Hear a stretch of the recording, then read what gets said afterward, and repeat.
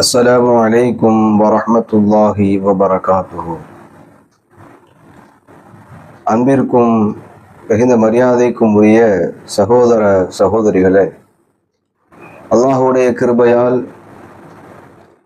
நாம் கண்ணியமிக்க ரஜபுடைய மாதத்திலே நாம் நுழைந்திருக்கிறோம். அல்லாஹுக்கே அனைத்து புகழும். அல்ஹம்துலில்லாஹ்.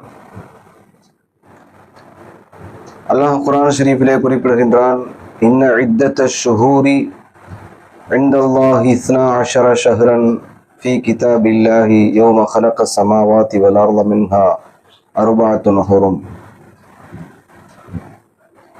அல்லாஹ்விடத்திலே மாதங்கள் என்பது வானத்தையும் பூமியையும் படைத்த அந்த நாட்களிலிருந்தே மாதங்கள் என்பது 12 மாதங்கள் என்பதாக அல்லாஹ் குறிப்பிடுகின்றான். மின்ஹா அர்பஅத்துன் ஹுரும், அந்த 12 மாதங்களிலிருந்து 4 மாதங்கள் கண்ணியமான மாதங்களாக, மதிப்பிற்குரிய மாதங்களாக இருக்கிறது, கண்ணியப்படுத்தப்பட்ட மாதங்களாக இருக்கின்றன என்பதாக அல்லாஹ் குர்ஆன் ஷரீஃபிலே சொல்கின்றார்.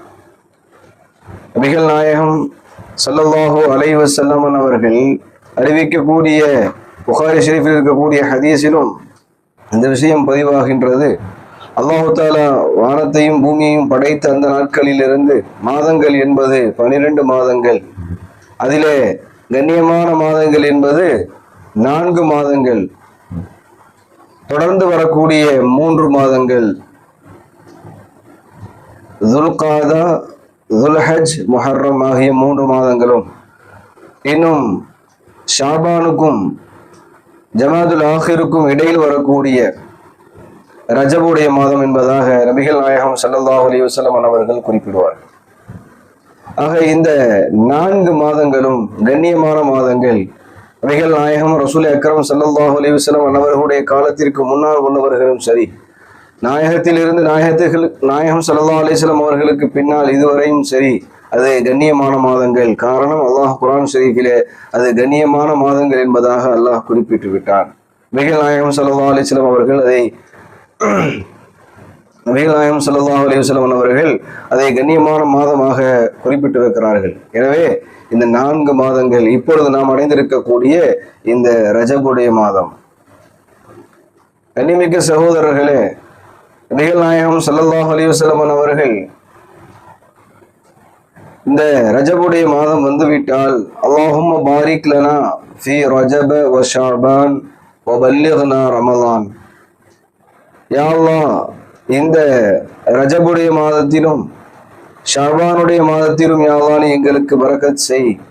இன்னும் இந்த ரமலானை நாங்கள் அடைந்து கொள்ள வேண்டும் யா அல்லாஹ், அதற்கு நீ எங்களுக்கு தௌஃபீக் செய்வாயாக என்று நபிகள் நாயகம் ஸல்லல்லாஹு அலைஹி வஸல்லம் அவர்கள் துஆ செய்வார்கள் என்பதை நாம் பார்க்கின்றோம். இப்போ நாமும் அதிகமாக இந்த கண்ணியமான மாதத்திலே அல்லாஹ்வே எங்களுக்கு நீ பரக்கத்தை தா, அல்லாஹும்ம பாரிக் லனா ஃபீ ரஜப் வ ஷஅபான் வ பல்லிக்னா ரமலான் என்ற இந்த துஆவை நாம் துஆ செய்கின்ற பொழுதெல்லாம் நாம் இந்த துஆவை கேட்கக்கூடியவர்களாக இருக்க வேண்டும். கண்ணியமிக்க சகோதரர்களே, ரஜபுடைய மாதத்திலே நிகழ்ந்த பல நிகழ்வுகளை நாம் பார்க்கின்றோம். வரலாற்று ஆய்வாளர்கள் ரஜபுடைய மாதத்திலே நடந்த சில விஷயங்களை நமக்கு சொல்லித் தருகிறார்கள். அதிலே ஒன்று, அண்ணலம் கோமான் ஸல்லல்லாஹு அலைஹி வஸல்லம் அவர்கள் தங்களுடைய தாயினுடைய வயிற்றிலே கருவாக தோன்றியது என்பது, நபிகள் நாயகம் ஸல்லல்லாஹு அலைஹி வஸல்லம் அவர்களுடைய கரு உருவாகியது இந்த ரஜபுடைய மாதம் என்பதை குறிப்பிடுகிறார்கள். அடுத்ததாக நபிகள் நாயகம் ஸல்லல்லாஹு அலைஹி வஸல்லம் அவர்களுக்கு மிக முக்கிய பயணமாக அமைந்த, எந்த பயணத்திலே அல்லாஹ்வை சந்தித்தார்களோ, சொர்க்கம் நரகத்தை பார்த்தார்களோ, எந்த பயணத்திலே அல்லாஹ்விடத்திலே உரையாடினார்களோ, எந்த பயணத்திலே நமக்கு மிக முக்கிய கடமையாக இருக்கக்கூடிய தொழுகை கடமையாக ஆக்கப்பட்டதோ, அந்த பயணம் நடந்த மாதம் இந்த ரஜபுடைய மாதமாக இருக்கிறது. அந்த மிஅராஜுடைய பயணம் நடந்தது இந்த ரஜபுடைய மாதமாக இருக்கிறது. அடுத்ததாக முதல் ஹிஜ்ரத், நபிகள் நாயகம் ஸல்லல்லாஹு அலைஹி வஸல்லம் அவர்கள் ஹிஜ்ரத்தை பற்றி நிறைய சிறப்புகளை சொல்லி இருக்கிறார். ஹிஜ்ரத்துடைய நன்மைகள் என்பது மிக உயர்ந்தது. நபி ஸல்லல்லாஹு அலைஹி வஸல்லம் அவர்கள் சொல்வார்கள், ஹிஜ்ரத்துடைய நன்மையை பெற்றுக்கொள்ள வேண்டும் என்பதற்காகவே நான் மக்காவாசியாக அல்லாஹ் என்னை ஆக்கினார். ஹிஜ்ரத்துடைய நன்மை எவ்வளவு மிக முக்கியமானது. ஹிஜ்ரத்துடைய நன்மை ஒன்றும் சிறப்பிற்குரியதாக இல்லையானால் நான் மதீனாவாசியாக ஆகியிருப்பேன் என்றெல்லாம் நபிகள் நாயகம் ஸல்லல்லாஹு அலைஹி வஸல்லம் சொல்லக்கூடிய அந்த ஹதீஸ்களை நாம் பார்க்கின்றோம்.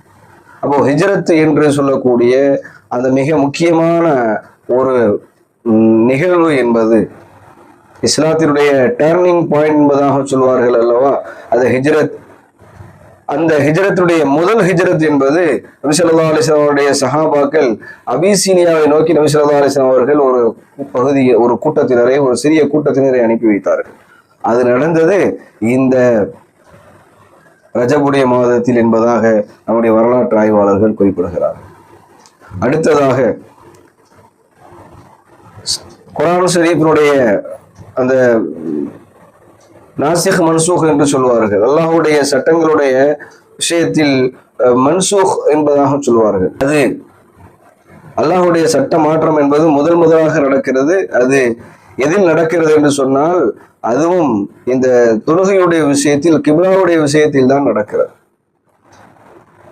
அல்லாஹ் தஆலா நபிகள் நாயகம் ஸல்லல்லாஹு அலைஹி வஸல்லம் அவர்களுக்கு வெகு காலமாக கிப்லாவை பார்த்து நின்று தொழ வேண்டும் என்ற அந்த ஆவல் அவர்களுக்கு இருந்து கொண்டே இருந்தது. நபிகள் நாயகம் ஸல்லல்லாஹு அலைஹி வஸல்லம் அவர்கள் தொழுது கொண்டிருக்கக்கூடிய அந்த சமயத்திலே பாதியிலேயே, அந்த இரண்டாவது ரக்காத்துடைய அந்த பாதியிலேயே நபி ஸல்லல்லாஹு அலைஹி வஸல்லம் அவர்களை கிப்லாவின் பக்கம் திரும்புமாறு அல்லாஹ் உத்தரவு போட்டான். பைத்துல் முகத்தஸை நோக்கி தொழுது கொண்டிருந்த ஸல்லல்லாஹு அலைஹி வஸல்லம் அவர்கள் எதிர் திசையாக இருக்கக்கூடிய மக்காவை, காபா ஷரீஃபை நோக்கி தொழுதார்கள். அப்போ பின்னால் இருக்கவர்கள் எல்லாம் இமாம் முன்னால் சென்று விடுவார்கள், முன்னால் இருக்கவர்கள் பின்னால் வந்து விடுவார்கள். மிகப்பெரிய ஒரு மாற்றம், சட்ட மாற்றம் நடந்தது இந்த கிபிலாவின் விஷயத்திலே. இந்த கிபிலாவின் விஷயத்தில் தான் முதலாக இந்த சட்ட மாற்றம் என்பது நடக்கின்றது. அதுவும் இந்த ரஜவிலே தான் நடந்தது என்பதாக வரலாற்று ஆய்வாளர்கள் நமக்கு குறிப்பிடுகிறார்கள். கண்ணியத்திற்குரியவர்களே, இன்னும் இது போல பல நிகழ்வுகள். இது மிக முக்கியமாக ஒரு பரக்கத்தான ஒரு மாதம், கண்ணியப்படுத்தப்பட்ட மாதம், பரக்கத்தான ஒரு மாதம். இந்த மாதத்திலே பாரிக் லனா ஃபி ரஜப் வ ஷஅபான் முபல்லிக்னா ரமலான் என்ற துஆவை நாம் அதிகமாக அல்லாஹ்விடத்திலே கேட்க வேண்டும். பரக்கத்தை நாம் அதிகமாக கேட்க வேண்டும். யா அல்லாஹ், எனக்கு இத்தனை தா, எனக்கு இவ்வளவு சொத்தை தா, இவ்வளவு பணம் காசுகளை தா என்று நாம் குறிப்பிட்டு கேட்காமல், யா அல்லாஹ் எனக்கு ஒரு 5 வீடு வேண்டும், இவ்வளவு சொத்துகள் வேண்டும், இத்தனை கோடிகள் வேண்டும் என்றெல்லாம் கேட்காமல், யா அல்லாஹ் எங்களுக்கு பரக்கத்து செய், எங்களுக்கு எங்களுடைய வாகனத்திலே பரக்கத்து செய், எங்களுடைய பொருளிலே பரக்கத்து செய், ஆயுளிலே பரக்கத்து செய்.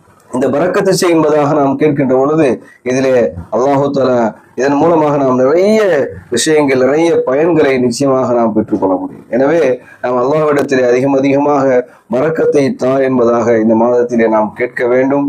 எனவே கண்ணியத்திற்குரியவர்களே, நபிகள் நாயகம் ஸல்லல்லாஹு அலைஹி வஸல்லம் அவர்கள் ஓதிய அல்லாஹும்ம பாரிக் லனா ஃபீ ரஜப வ ஷஅபான் வ பல்லிக்னா ரமலான், யா அல்லாஹ் ரஜபிலும் ஷஅபானிலும் எங்களுக்கு பரக்கத் செய்வாயாக, ரமலான் மாதத்தை எங்களை நீ அடைந்து கொள்ள தௌஃபீக் செய்வாயாக என்ற இந்த துஆவை நாம் அதிகமாக ஓதி அதோடு நாம் விட்டுவிடாமல், நாம் அதிகம் இந்த துஆவை ஓதுவதோடு நிறுத்தி கொள்ளாமல், நம்மளுடைய முன்னோர்கள், சாலிஹீன்கள்,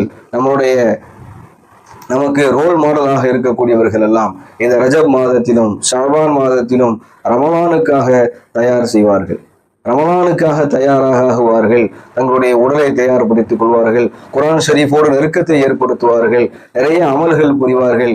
இப்பொழுது இருந்தே அமல் செய்வதற்கு நாம் தயாராக ஆனால்தான் நாம் நம்முடைய அனைத்து தொழுகைகளும் முன்பின் சுன்னத்துகளோடு எல்லா சுன்னத்துகளையும் நஃபில்களையும் நாம் பேணி தொழுகின்ற பொழுது நாம் ரமலானிலும் தொழுவதற்கு ஒரு வசதியாக இருக்கும்.